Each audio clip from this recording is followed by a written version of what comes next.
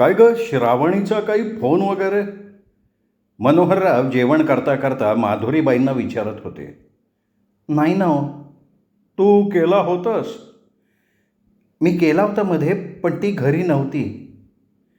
पण घरच्यांनी सांगितलं असेलच ना तिला तुझा फोन होता म्हणून. काय माहिती हो. मग बराच वेळ मनोहरराव विचारमग्न बसून राहिले. ते उठले, थोडं आतबाहेर केलं आणि मग आत आले. त्यांनी श्रावणीला फोन लावला. हॅलो हॅलो श्रावणी. हो, श्रावणीच बोलते आहे. अगं बेटा, मी बोलतो आहे बाबा. अरे बाबा, कसे आहात? ठीक. तुझं काय चालू आहे? बाबा, परवाच रिझल्ट आला, मी पास झाली आहे. अभिनंदन. धन्यवाद. बाकी काय म्हणता बाबा? ठीक. श्रावणी येण्याबद्दल काही बोलेल असं वाटलं, पण ती येण्याबद्दल एक शब्दही बोलली नाही. मग तेच म्हणाले, कधी येतेस तू? बाबा, आता मुख्य परीक्षेची तयारी करायची आहे ना. ठीक आहे श्रावणी बेटा, पण घराकडे दुर्लक्ष होऊ देऊ नकोस. सॉरी बाबा, पण कुठलं घर म्हणताय तुम्ही? ज्या घरात पत्नीला पतीकडून सन्मानाची वागणूक मिळत नाही, त्या घराकडे कुठलीही स्त्री दुर्लक्षच करणार ना. बेटा सॉरी, पण तू आम्हाला हवी आहेस. बाबा, तुमच्याबद्दल आईंबद्दल माझी अजिबात तक्रार नाही आहे, पण ज्याला मी असायला हवी आहे त्याला नको आहे. सॉरी बाबा, व्हेरी सॉरी, पण मी नाही येऊ शकत. मी घटस्फोटाचा दावा दाखल करते आहे कोर्टात. नोटीस येईलच. हे बोलताना श्रावणीचा कंठ दाटून आला होता. तिने पटकन फोन ठेवून दिला. श्रावणीचे आईबाबा तिथे जवळपासच होते. त्यांनी श्रावणीचं बोलणं ऐकलं. फोन तिच्या घरून होता हे उघड होतं. मनातून एका अर्थानं त्यांना बरंही वाटलं, कारण केव्हा तरी कोणीतरी ही कोंडी फोडायला हवी होती आणि ते काम श्रावणीने परस्पर केलं होतं. श्रावणी तिथेच खुर्चीत बसली. मनावरचं फार मोठं ओझं उतरल्यासारखं वाटलं तिला. खरं तर आपल्यापुढे मोठा पेच होता की आईबाबांना सांगायचं कसं, पण अनायसे बाबांचा फोन आला आणि आपण मनातलं सगळं बोलून टाकलं. ते सुज्ञ आहेत, समजायचं ते समजतील. श्रावणीला आता मोकळं वाटत होतं. मनावरच्या ओझ्याची एक गंमत असते. लहान सहान गोष्टींनी ते ओझं वाढतं आणि लहान सहान गोष्टींनी कमीही होतं. काय म्हणते हो श्रावणी? माधुरीबाई मनोहररावांना विचारत होत्या. मनोहरराव गपचूप तोंडासमोर पेपर धरून बसत होते. श्रावणीशी बोलणं झाल्यावर ते मनातनं पार हल्ले होते. श्रावणीचा या घरात येण्याचा विचार नाही हे त्यांना कळलं होतं. अहो सांगा ना, काय म्हणते श्रावणी? लागला रिझल्ट तिचा, पास झाली आहे. अरे वा, मग पेढे आणा, सून मोठी ऑफिसर होणार आपली. थांब जरा, आनंदाला ओतू जाऊ नकोस. का हो, काय झालं? एवढी गुणाची पोर आपल्या घरी आली आहे, पण दरिद्री लोकांना रत्नाची किंमत कळत नाही ना, तशी झाली आहे गंमत. अहो काय झालं आहे काय? श्रावणी कधी येणार आहे? ती नाही येणार. येणार नाही का? तुमच्या चिरंजीवांना विचारा. तिला मल्हारपासनं घटस्फोट हवा आहे. तेवढ्यात मल्हार उठून डायनिंग टेबलजवळ आला. ऐकलंस का मल्हार? काय? या आई, आधी चहा दे, मग ऐकतो. अरे इकडे काय घडतंय तुला माहिती आहे का? तुला चहाचं काय पडलंय? अरे वा, हे खूप झालं. सकाळी सकाळी चहाची गरज नाही तर मग काय होणार? सुधारणार नाहीस तू मल्हार. काय झालं आहे सकाळी सकाळी? आणि बाबांचा चेहरा असा का उतरला आहे? तू ऐकशील ना तर तुझाही चेहरा उतरेल. काय झालं आहे सांग. आग बीग लागली का कुठे? काय व्हायचं राहिले मल्हार? घराला आग लागली तरी तू शांत बसणारा माणूस. कुठे आग लागली आहे ते सांग की. मल्हार, थोडं शांतपणे ऐक. बोल ना तू, कोड्यात कशाला बोलतेस? श्रावणी इथे यायचं नाही असं म्हणतीये. काय? का? अरे का, ते तू स्वतःला विचार. हे बघ मल्हार, तू जा, श्रावणीची समजूत घालून तिला घेऊन ये. अतिशय आजिजीच्या सुरात माधुरीबाई लेकाला म्हणाल्या. खरं तर हे सगळं बघून त्यांच्या जीवाने ठाव सोडला होता. काही झालं तरी मल्हार श्रावणीचा संसार सुरळीत व्हायला हवा असं त्यांना मनापासून वाटत होतं. मी आणि तिची समजूत घालायला जाऊ? अरे हाड. मल्हार ऐक माझं, अजिबात नाही, मला तिची गरज नाही. अरे तुला नसेल पण आम्हाला आहे ना गरज. मग तुम्ही जा. प्रश्न आमचा नाही आहे मल्हार, प्रश्न तुझा आहे. लोक काय म्हणतील? कमाल आहे आई तुझी, तुला लोकांचीच पडती आहे. अरे प्रॉब्लेम आम्हा नवरा बायकोचा. नाही आज आली तर उद्या येईल. कुठे जाणार आहे ती? येईल नाक घासत. खोट्या भ्रमात राहू नकोस मल्हार. मग मी काय तिच्याकडे भीक मागू का घरी चल म्हणून? वेळ पडली तर तेही कर. छे, मला नाही जमणार ते. नाहीतरी तुला आयुष्यात काय जमलं आहे रे? नोकरीची सतत धरसोड, बिझनेस चालू केला, यातनं तुझा तरी खर्च निघतो का नाही कुणास ठाऊक. घरात नीट वागत नाहीस, धड मित्र नाहीत. तो जतीन बिचारा संबंध राखू नये. हे बघ मी असं आहे, तुम्हाला पटत असेल तर बघा, नाही तर मी आपला दुसरीकडे जाऊन राहतो. फार शहाणा झालायस रे. हे बघ श्रावणी घरी आली नाही ना तर लोक शेण घालतील. मग तोंड उघडायचंच नाही ना. मग ऐक, श्रावणी पास झाली आहे. पास झाली ती? काहीतरी चूक झाली असेल. कोणाची? त्या पेपर तपासणाऱ्यांची. एवढं शांतपणे घेऊ नकोस मल्हार.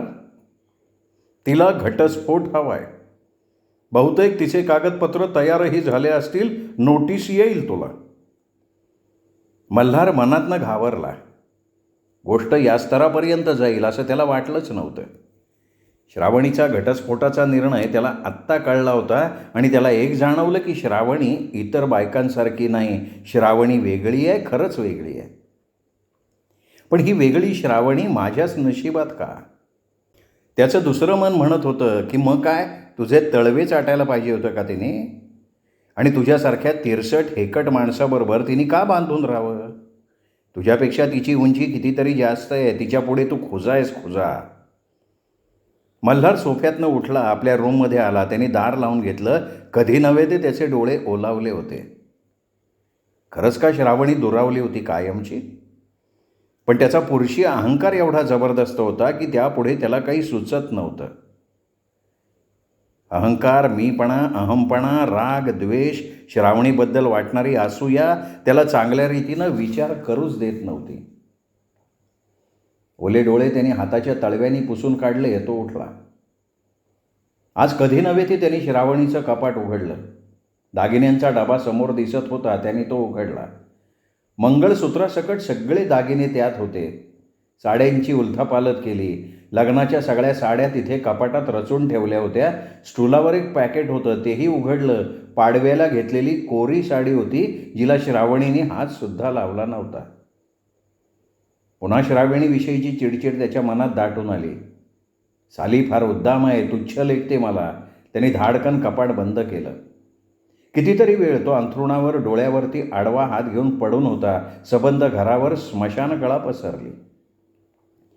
श्रीरंगचा रिझल्ट आल्यापासनं श्रीरंगचं सबंध घर आनंदाने न्हावून निघालं होतं. आईचा तसाही तो लाडका होताच.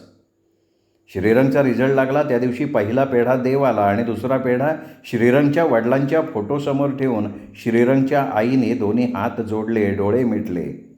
मिटल्या डोळ्यांमध्ये आसवांची गर्दी झाली होती. हात जोडून त्या मनातल्या मनात म्हणाल्या की अहो, तुमच्या इच्छेप्रमाणे श्रीरंगनी यश मिळवलं आहे. लेकाचं यश बघायला, त्याचं कौतुक करायला आज तुम्ही हवे होतात. श्रीरंगच्या आई किचनमध्ये स्वयंपाक करत होत्या. बाकी सगळं आटोपलं होतं. त्यांनी पोळ्या करायला घेतल्या. श्रीरंगचं आत बाहेर चालू होतं. त्याला आईशी काहीतरी बोलायचं होतं, पण कसं बोलायचं, सुरुवात कशी करायची बोलायला हे कळत नव्हतं. तो आईच्या मागे येऊन उभा राहिला आणि म्हणाला, अगं आई. आणि तो गप्प राहिला. त्यांनी पुन्हा आईकडे बघितलं. श्रीरंगच्या आई छान होत्या दिसायला. आई ऐक ना. अरे बोल ना, मगापासून नुसतं आई आई करतोयस. आई अगं श्रावणी नाही का ती? हां ठाऊक आहे मला. पुढे? ती पास झाली. श्रीरंग, मला वाटतं हे तू मला सांगितलं. हो का? असं म्हणून श्रीरंग पुन्हा गप्प राहिला. आईने ओळखलं श्रीरंगला काय सांगायचं आहे. जरा वेळ दोघंही शांत राहिले. मग श्रीरंगच्या आईच म्हणाल्या, श्रीरंग, मी सांगू का तुला काय म्हणायचं आहे ते? तू म्हणणार आहेस की आई, मी श्रावणीवर प्रेम करतो, ती तुला सून म्हणून चालेल का? आई, अगं तू कसं काय ओळखलं? अरे मी बघतीये, ऐकतीये सगळं. हातातलं काम बाजूला ठेवून आई म्हणाल्या, चल आपण समोर बसू. गॅस बंद करत आई म्हणाल्या. मग दोघं बैठकीत आले, बसले. श्रीरंग, अरे तू कॉलेजात होतास ना, तेव्हाच वाटायचं की तुझं आणि श्रावणीचं काही आहे का? कारण तुझ्या तोंडून तिचं नेहमी कौतुक ऐकायला यायचं. वाटायचं हा पोरगा आपलं करिअर विसरून भलतीकडेच वळतोय का काय. मग तिचं लग्न झाल्याचं कळलं. आणि खरं सांगते श्रीरंग, त्यावेळेला मी सुटकेचा निश्वास सोडला. तू MPSC पास झालास, वाटलं आता तुझा मार्ग निर्वेध आहे. तू UPSCच्या तयारीला लागलास. वाटायचं माझा श्रीरंग वडिलांचं स्वप्न पूर्ण करणार. पण मग पुन्हा श्रावणीचं येणं जाणं वाढलं, भेटीगाठी वाढल्या. तुला राग येईल श्रीरंग, पण आत्ताच्या या श्रावणीबरोबरच्या तुझ्या गाठीभेटी मला अजिबात पसंत नव्हत्या. कारण एक तर तुझ्या करिअरचा प्रश्न होता आणि दुसरं म्हणजे श्रावणी विवाहित होती. मुलामुलींनी एकमेकांवर प्रेम करणं एक वेळ समजू शकतो आपण, पण विवाहित स्त्रीशी संबंध समाजाला रुचत नाही, पचतही नाही. किंबहुना अशा संबंधांना समाज मान्यता नाकारतं, म्हणून माझं मन धास्तावलं होतं. त्याला पुन्हा एक कारण होतं, ते म्हणजे श्रावणीचं नवऱ्याशी पटत नाही हे माहिती होणं. वाटायचं श्रीरंग आपला मार्ग विसरतो का काय. पण एक होतं श्रीरंग, मन आतून कुठून तरी ग्वाही देत राहायचं की माझा लेक चुकीचं कधीच वागणार नाही. पण आता एक सांगते श्रीरंग, जे कराल ते विचारपूर्वक करा. कुणालाही बोलायला जागा ठेवू नका, अगदी कायद्याला सुद्धा. मी काय म्हणते लक्षात आलंय तुझ्या श्रीरंग? आई, अगं तू ग्रेट आहेस, डोंट वरी. हे बघ, तिने घटस्फोटासाठी दावा टाकलाय. फॅमिली कोर्टात वर्षात 2 वर्षात निकाल लागतो, कारण दोन्ही बाजूंनी प्रॉब्लेम काहीच नाही आहे. तोही काही अडथळा करणार नाही, कारण आत्तापर्यंत तरी त्यांनी काही हरकत घेतलेली नाही. त्यामुळे घटस्फोट मिळायला अडचण जाणार नाही असं वाटतंय. कच्चे दुवे असतील तर पुन्हा तपासून बघा. श्रीरंग, श्रावणी सून म्हणून मला नक्की आवडेल. तुम्ही दोघेही हुशार आहात. तुमचं भवितव्य उज्ज्वल आहे यात शंका नाही. पण पुढे परीक्षा, मग मुलाखत आहे, त्याचीही तयारी करायची आहे आणि दोघांनाही चांगल्या तऱ्हेनं पास व्हायचं आहे. काय? थँक्स आई. आई हसली. आईला कसं सांगावं हा श्रीरंग पुढे प्रश्न होता. आई काय म्हणेल, तिला आपला निर्णय आवडेल का, अशा अनेक प्रश्नांचं मोहोळ श्रीरंगच्या मनात उठलं होतं. पण आईने समजुतीने सगळे प्रश्न सोडवले. श्रीरंग आनंदात होता आणि हा आनंदही अजब चीज आहे. हा असा आनंद मन मोहरून टाकतो आणि मनामनाच्या फांदीला पागोरा फुटतो, तो या आनंदामुळे. मल्हारचे आईबाबा खूप नाराज होते. कुठे बाहेर तोंड काढावं असं त्यांना वाटत नव्हतं, कारण घटस्फोटाची नोटीस मिळालेली होती. श्रावणीला मल्हारबरोबर संसार करायचा नाही हे उघड होतं. घटस्फोटाच्या नोटीसनी समझोत्याचं दार बंद करून टाकलं. काय हो, आता काय करायचं? काय करणार आपण? तिला हा नकोय आणि ह्याला ती नकोय. म्हणजे श्रावणी येणार नाही? नाही. आता आपलाच दाम खोटा आहे, काय करणार? एकदा तिला समजून बघायचं का? नको. कारण घटस्फोटाच्या नोटीसमुळे श्रावणीच्या मनात काय आहे ते पुरेसं कळलंय आपल्याला. माधुरीबाईंनी आपली मान अगतिकपणे मनोहररावांच्या खांद्यावर टेकवली. 2 कढत आसवं त्यांच्या गालावर ओघळली. गळ्यात हुंदका दाटून आला आणि अख्खं घर भयाण शांततेत बुडून गेलं. मल्हारच्या मनावर उदासपणा पसरला होता. तो सारखा स्वतःला विचारत होता की असं झालं कसं? श्रावणी एकदम एवढ्या टोकाला जाईल असं त्याला वाटलंच नव्हतं. मल्हारचं मन सैरभैर झालं, पण जाऊन तिला भेटावं, तिची समजूत काढावी, शक्य झाल्यास केलेल्या चुका सुधाराव्यात असं त्याला मुळीच वाटत नव्हतं. सुंभ जळाला तरी पीळ कायम राहतो तसं वागणं होतं मल्हारचं. श्रावणीत मात्र बदल नव्हता. मुक्तीचा मार्ग गवसल्यानंतर वाटणारं समाधान तिच्या मनाला वाटत होतं. मल्हार प्रत्येक तारखेला बघत होता. श्रावणीच्या चेहऱ्यावर दुःख अजिबात नव्हतं. मल्हार दिसला तरी ती त्याच्याकडे बघत नव्हती. ती बहुतेक करून वडिलांच्या बरोबर कोर्टात यायची, पण अलीकडे एक वेगळाच मुलगा तिच्याबरोबर असतो. कोण होता तो? त्याला कुठेतरी पाहिल्यासारखं वाटलं आणि मग मल्हारला आठवलं कॉफी हाऊसच्या पायऱ्यांवर भेटलेला श्रीरंग. श्रावणी त्याच्याबरोबर येते जाते, कधीकधी एकाच गाडीवर दोघंही येतात. काय नातं आहे त्या दोघांचं? कुठल्या नात्यानं तो तिची सोबत करतो? ह्या प्रश्नासरशी मल्हार स्वतःशी दचकला, आतल्या आत थिजून गेला. रागद्वेषानं त्याचं मन भरून गेलं. आज घटस्फोटाच्या केसची तारीख होती म्हणून मल्हार कोर्टात आला होता. एका खांबाला टेकून उभा होता. श्रावणीचे वडील श्रावणीची वाट बघत व्हरांड्यात उभे होते. त्यांच्यासोबत काही वकील आणि इतरही बरेच लोक उभे होते. श्रावणी UPSC पास झाल्याचं त्यांना कळलं होतं. तेवढ्यात वडिलांच्या बरोबर त्यांच्याच गाडीतनं श्रावणी आली. एका बाजूने श्रीधरराव उतरले, दुसऱ्या बाजूनं गाडीचं दार उघडून श्रावणी उतरली. श्रावणी येताना दिसताच वकील लोक आणि इतर काही मंडळी व्हरांड्यात त्यांना थोडी सामोरी गेली. अभिनंदन मॅडम, श्रावणीचे वकील म्हणाले. का हो? आपण UPSCची परीक्षा पास झालात. मग तिथे असलेले सगळेच जण तिचं अभिनंदन करायला लागले. श्रावणी त्या अभिनंदनाचा हसून स्वीकार करत होती. मल्हार एकटा खांबापाशी उभं राहून ते सगळं बघत होता. सगळी गर्दी श्रावणी भोवती होती आणि तिच्या पाठीमागे श्रीधरराव कौतुकानं बघत हसत हसत उभे होते. त्या क्षणी त्यांनाही आपल्या लेकीचा अभिमान वाटला. तेवढ्यात त्यांची नजर खांबापाशी उभ्या असलेल्या मल्हारकडे गेली. मल्हार आता आजाऱ्यासारखा दिसत होता. खोल गेलेले डोळे, दाढीचे वाढलेले खुंट, विजल्या डोळ्यात भकासपणा दाटला होता. मल्हारने बघितलं श्रावणीवर सगळेजण अभिनंदनाचा वर्षाव करत होते आणि त्याला जाणवलं की श्रावणी आता आपल्यापासून दूर गेली आहे, खूप दूर, आणि तिची उंचीही वाढली आहे. एवढी उंची वाढली आहे की तिच्यापर्यंत कुणाची नजरही पुरू नये.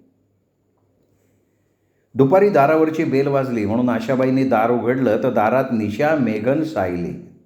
अरे वा, आज अचानक? या की. अगं आज रविवार आहे ना म्हणून म्हटलं येऊन जावं. बरं झालं आलात. ये ग सायली, बैस. हो मावशी. असं म्हणून सायली आत गेली. सगळ्यांसाठी ट्रेमध्ये पाण्याचे पेले घेऊन आली. काय म्हणतात बहिणाबाई, दिसत नाहीत? अरे आज कार्यक्रम आहे ना. जे परीक्षा पास झालेत ना त्यांचा त्यांच्या क्लासमध्ये सत्कार आहे, तिकडे गेली आहे. अरे अच्छा, म्हणजे लवकर येणार नाही म्हणायचं. हां, संध्याकाळ होईल. पण तुम्ही नका ना जायची घाई करू. थांबा तुम्ही. रात्री जेवण इथेच घ्या. श्रावणीची भेट होईल. सायलीनी सगळ्यांचं चहापाणी केलं आणि म्हणाली, मावशी मी बघते स्वयंपाकाचं, तुम्ही मारा गप्पा. बघा, स्वयंपाक म्हटला ना की बाई एका पायावर तयार होते. मेघन गमतीने म्हणाला, अरे मला दुसरं येतं आहे काय? अगं पण दुसऱ्यांच्या पोटात शिरण्याचा स्वयंपाक करून खाऊ घालण्या इतका दुसरा मार्गच नाही ना. आमची सायली हुशार आहे बरं, निशा म्हणाली. मावशी श्रीरंग येईल का गं श्रावणीच्या बरोबर? माहिती नाही. लावू का मोबाईल? हो लाव की. मावशी श्रीरंग आता माझा मित्र झाला आहे बरं का. अतिशय शांत, सज्जन, सालस आहे. जावई एकदम छान. सगळे समाधानानं हसले. हॅलो श्रावणी, मेघन बोलतोय. आटोपला का कार्यक्रम? अरे नुकताच. मोठा नव्हता रे, आमचेच आम्ही नेहमीचे. आमच्या सरांना खूप कौतुक ना म्हणून कार्यक्रम छोटासा. श्रीरंग आहे ना बरोबर? हो. मग त्यालाही घेऊन ये. विचारते. बहिणाबाई विचारून बघते नाही, चल म्हणावं, आज्ञा कर त्याला. दादा तू बोलतोयस कुठून? श्रावणीतून. अरे कधी आलाय? खूप वेळ झालाय. एकटा आहेस? अगं नाही ग बाई, संबंध कुटुंब आलंय. येतो आम्ही. श्रावणीने मोबाईल बंद केला. चला, श्रावणी आणि श्रीरंग येत आहेत बरं का.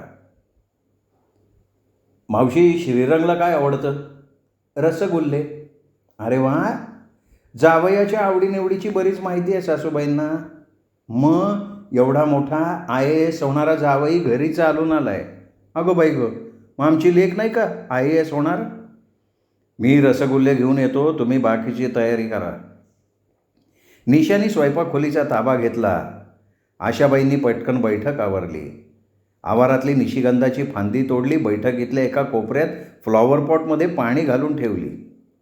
बैठक निशिगंधाच्या सुवासानं दरवळून गेली. आशाबाईंच्या मनातही निशिगंधाची नवीन नाती निशिगंधाच्या सुवासासारखी दरवळत होती. सायलीचा स्वयंपाक आटोपत आला. श्रीधरराव साईटवरनं आले. सगळ्यांच्या गप्पा झाल्या, जेवणं झाली. श्रावणी आणि श्रीरंग छान जेवले.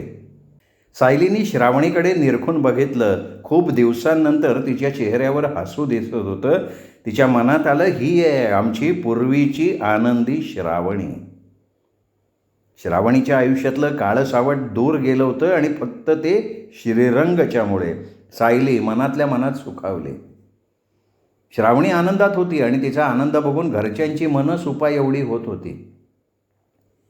श्रीरंग श्रावणीने मुख्य परीक्षा चांगल्या रीतीनं पास केली. मुलाखत उत्तम झाली. आता त्यांना ट्रेनिंगचे वेध लागले होते. पाहता पाहता रात्र आणि दिवसाचे काळे ठिपके एकामागून एक पुढे सरकायला लागले. सकाळी सकाळी फोनची रिंग वाजली. हातातलं काम सोडून आशाबाईंनी फोन घेतला. कोण? अगं ताई, निशा बोलतीये. काय गं सकाळी सकाळी? ताई, अगं माझ्या सासूबाई गेल्या. आजारी होत्या का गं? नाही गं, रात्री जेवण करून झोपल्या म्हणे. सकाळी का उठल्या नाहीत म्हणून सुनंदाने आवाज दिला, पण प्रतिसाद नाही. तू निघतीयस का?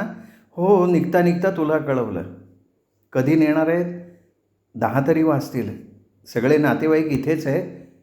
कोणाची वाट बघायला नाही लागणार. सचिनचा काही पत्ता?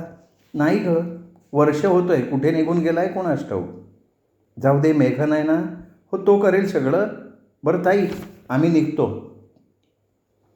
आशाबाई श्रीधररावही गेले. घरी श्रावणी एकटी. ती थोडी इकडे तिकडे फिरली. बगीच्यातनं चक्कर टाकली. आत आली. आवडीची कॅसेट लावली. पेपर वाचला. आंघोळ उरकली. स्वयंपाक केला. आई बाबा अजून यायचे होते. कामवाले आजीबाई कामाला आल्या होत्या. कॉर्डलेस घेऊन ती रूममध्ये आली. श्रीरंगला फोन लावला. श्रीरंग, ट्रेनिंगची तारीख कळली? नाही गं, या महिन्यात कळायला पाहिजे. ट्रेनिंग कुठे? मसुरीला असतं ना रे? हो, माझ्या माहितीप्रमाणे मसुरीला. आई कशा आहेत? छान. ठेव फोन. श्रावणी, आज काही काम आहे? म्हणजे तुला वेळ आहे का? आहे. 4 वाजता भेटू कॉफी हाऊसला. श्रीरंग, अरे प्लीज आज नको. निशा मावशीच्या ना सासूबाई वारल्यात. आई बाबा तिकडेच गेलेत. सॉरी, मला माहिती नव्हतं. ठीक आहे. दुपारपर्यंत आशाबाई श्रीधरराव आले. त्यांच्या आंघोळी आटोपल्या. थोडीफार सगळ्यांनी जेवणं केली. आज बोलण्यात काय फक्त निशाच्या सासूबाईंचा विषय, पण त्याहीपेक्षा जास्त सुनंदाबद्दल बोललं जात होतं. सुनंदाला माहेरचा सासरचा आधार नसलेली स्त्री. परमेश्वर जणू सुख हा शब्द तिच्या ललाटी लिहायला विसरला होता. विवंचनेचं सावट तरी किती वेळ राहणार ना? आशेचा किरण कधी ना कधी थोडाफार तरी तिच्या आयुष्यात डोकवेलच. श्रीरंगने आपल्याला कॉफी हाऊसमध्ये यायला विचारलं, पण आपण जाऊ शकलो नाही. ही गोष्ट श्रावणीच्या मनात होती. म्हणून 8 दिवसांनी श्रावणीने श्रीरंगशी फोनवरनं बोलणं केलं आणि त्याप्रमाणे दोघांनीही दुपारी 4 वाजता कॉफी हाऊसमध्ये भेटायचं ठरवलं. श्रावणी कॉफी हाऊसला पोहोचली. तिने मनगटावरच्या घड्याळात बघितलं. बरोबर 4 वाजले होते. तिची नजर रस्त्याकडे गेली. श्रीरंगची स्कूटर येऊन अगदी तिच्या समोर थांबली. अरे वा, वेळेवर आलीस. फार वेळ वाट बघायला लागली का? नाही रे, आत्ताच आले. दोघंजणं कॉफी हाऊसमध्ये शिरले. श्रीरंगनी सगळीकडे नजर फिरवली. मग कोपऱ्यातलं एक टेबल बघून तो तिकडे गेला. श्रावणी त्याच्या मागून गेली. काही खायचंय? मला वाटतं वेफर्स मागवूयात. श्रीरंगनी वेफर्स आणि सँडविच मागवले. वेटरनी सँडविच आणि वेफर्स आणून ठेवले. वेफर्सचा समाचार घेत हळू आवाजात श्रावणी श्रीरंगच्या गप्पा सुरू होत्या. गरमागरम कॉफीचे काचेचे प्याले समोर आले. श्रावणीने कॉफीचा पेला उचलला. वाफाळलेल्या गरम कॉफीचा एक छोटा घोट घेतला. श्रावणी, लग्न ट्रेनिंग आटोपल्यावर करायचं का? हां, तोपर्यंत कोर्टाचाही निकाल लागेल. हां, म्हणजे अडचण यायचं काही कारण राहणार नाही. प्रतिपक्षांनी काही आक्षेप घेतलेला नाही आहे. साधारण 2.5 वर्षात निकाल लागायला हरकत नाही. तोपर्यंत आपलं ट्रेनिंग आटोपेल. श्रावणी, जुन्या गोष्टींचा आठव करायचा नाही. नव्याने सुरुवात करायची आयुष्याला.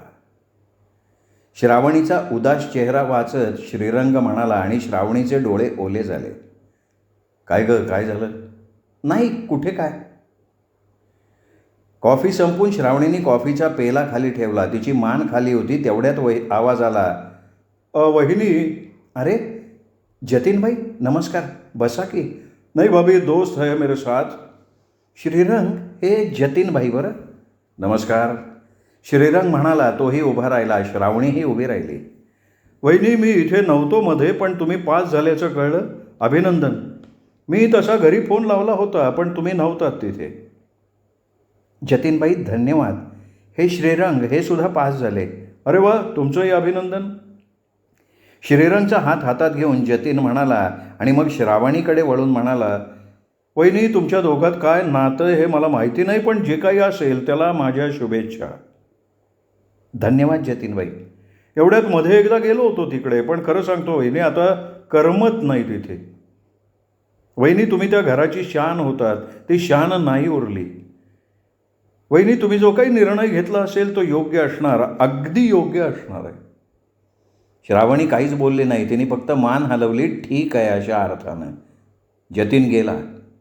तो आणि त्याचा मित्र एका टेबलवर बसले.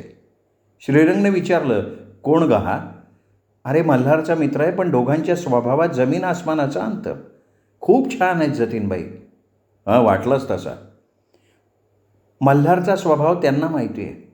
माझ्यासमोर अनेक वेळा जतीनबाईंनी त्याला समजवलं आहे, पण पालथ्या घाड्यावर पाणी. हेतुपुरस्सर त्रास देणं त्याला खूप आवडायचं. बघ श्रावणी, मी मगाशीच म्हणालो, आता मागे वळून बघायचं नाही, फक्त समोर बघायचं. पावला पावलावर काटे रोतणारी वाट आता संपली आहे आणि डोळ्यात पाणी तर अजिबात आणायचं नाही. ही माझ्यासमोरची श्रावणी खूप मोठी ऑफिसर होणारी श्रावणी आहे आणि मोठ्या माणसाला असं हे वारंवार डोळ्यात पाणी शोभा देत नाही. हस बघू. आणि श्रावणी हसली हळूच, ऊन पावसाच्या खेळासारखी. ये जतीन. अरे खूप दिवसांनी आलास तू जतीन. जतीनला दारात बघून मल्हार म्हणाला, हाँ यार, टाइम नहीं मिला. अरे मल्हार, कैसे हो? ऐसे क्यों दिख रहे, बीमार? नहीं, मैं तो बिल्कुल ठीक हूँ. जतीननी ओळखलं. सुंभ जळाला तरी पीळ कायम आहे. मग तो मल्हारला म्हणाला, मला तर आज काही चहा मिळणार नाही आहे, कारण वहिनी घरात नसणारच आहेत. आई पण नाही आहे का घरी? नाही ना. मल्हार, एक विचारू का? तुमचा डायव्होर्स होतो आहे असं ऐकलं, खरं आहे? हो, खरं आहे. जे काही होतं आहे ते ठीक आहे का मल्हार? कुणास ठाऊक. पण जतीन, मी तिच्यावर प्रेम करतो आहे. खोटं बोलतो आहेस तू मल्हार. तुझं तिच्यावर प्रेम नव्हतं. तू जर तुझ्या प्रेमाने तिला बांधून ठेवलं असतंस तर ही वेळ आली नसती. अरे शादी कोई गुड्डा गुड़ी का खेल नहीं है. यहाँ तो एक दूसरे को समझना पड़ता है, एक दूसरे को परखना पड़ता है, और दोनों में से किसी से कभी कुछ गलती भी हुई तो उसे नज़रअंदाज करना पड़ता है. एक दूसरे का साथ निभाना पड़ता है. ते असो, पुढे काय करणार आहेस? काहीच नाही. काहीतरी मनात असेल ना? नाही, काही नाही. जगण्याला अर्थच वाटत नाही. कामात लक्ष लागत नाही. बिझनेस ठप्प झाला आहे. काय सांगतोय मल्हार? अरे चारी बाजूने तुटला आहेस तू. तब्येतही खालवली आहे. दुर्दैव माझं, दुसरं काय? अरे ह्या दुर्दैवाला तूच जबाबदार आहेस ना? कुणास ठाऊक. आई वडील काय म्हणतात? नाराज आहेत. साहजिक आहे ते. मल्हार, मी तुला मागे एकदा म्हटलं होतं की देख मल्हार, एक ना दिन तेरे से आगे निकल जाएगी वहिनी, और आज ये बिल्कुल सच हुआ है. वो अब एक बड़ी अफसर बनने जा रही है. हो सकता है उसी के फील्ड का उसे कोई मिल जाए. मल्हार, मुझे लगता है श्रावणी भाभी गलती से तेरे पास आई थी. अब तो उसकी जिंदगी संवर जाएगी, बिखर जाएगी तेरी जिंदगी. एनीवे, जाने दे. जो हो गया सो हो गया. अगर कोई भी इंसान गलती करता है तो उसके अंजाम तो भुगतने पड़ते ही है ना. जतीननी पाहिलं, मल्हारचे डोळे ओले झाले होते. तो मनातच म्हणाला, चला दगडाला पाझर फुटला म्हणायचा. जतीनच्या एक लक्षात आलं, मल्हारची पूर्वीची आकड गायब होती आणि मल्हारकडे बघून त्याला एकच जाणवलं, एक वेळ माणूस माणसाला नाही वाकवू शकणार, पण नियती मात्र वाकवतेच वाकवते. पण तरीही त्याला सारखं वाटत होतं की आपल्या मित्राच्या बाबतीत असं व्हायला नको होतं. श्रोते हो, हा होता आजचा भाग विजया ब्राह्मणकर लिखित श्रावणी या कादंबरीचा. पुढचा भाग ऐकूयात उद्या दीपक रेगे कथाकथन चॅनलवर. नमस्कार.